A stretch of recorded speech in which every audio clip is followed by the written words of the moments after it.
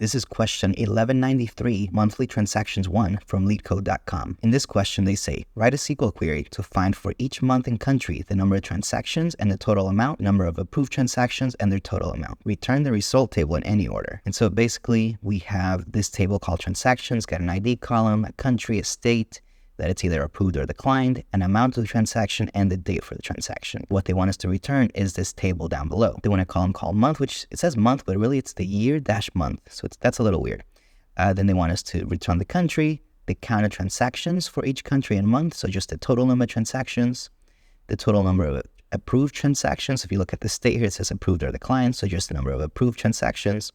Then the total transaction amount for that year and month and country.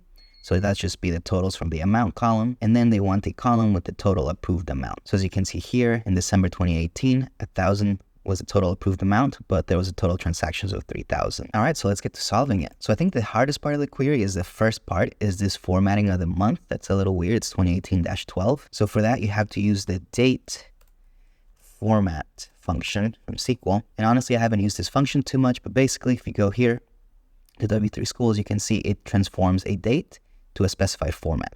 And it's got a ton of different ways. You can do an abbreviated weekday, you can do the hour, you can do the day of the year, the month name in full, the month name as a numeric value, all these different options.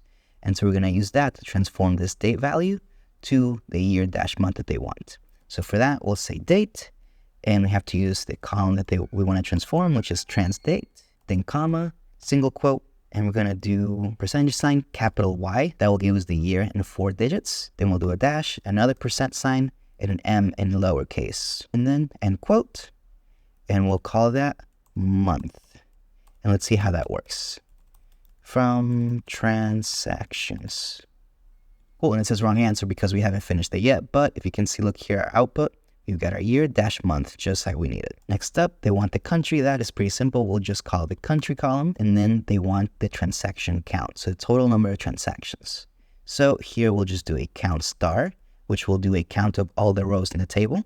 And we'll call that trans count. Then here's where it gets a little more complicated, but if you've been practicing, you know exactly what I'm going to do. They want a total number of approved transactions. So how can we do that? I'm going to do sum case when state equals, oh my god, approved, then 1, else 0, end, as approved count. So basically what this is doing, it's going to look at when the state column says approved, then it's going to count a 1, otherwise it's going to count 0. And let's run that to see how it looks. And it still says right answer because we're not done yet, right? Oh, we have to say I messed that up. Let's say we'll have to group by month and country. All right, so here we got our month, 2018-12, US, transaction count 2, and approved count is 1. So we're in the right track. So what else do we need to do here? They want a trans total amount, so a total number of transactions. So a total amount for all the transactions. So that will be pretty simple. We'll just do sum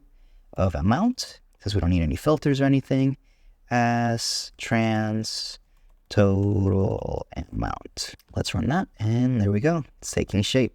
Trans total amount, 3,000, 2,000, 2,000. And now for our last column, they just want the total amount for all the approved transactions. So it's going to be pretty similar to what we did earlier. We'll just do sum case when state equals approved, then amount, else 0, end.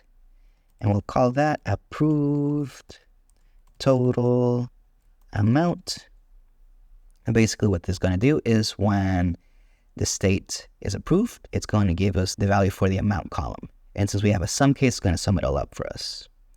And the last thing I need to do, I need to change this to a lowercase just because that's how the problem is asking for it. But let's do run. And that should be the correct answer. And yep, there it is. You can see that's approved. So we got the answer correctly. And that's it for the video. Let me know if you have any questions and follow me for more data content.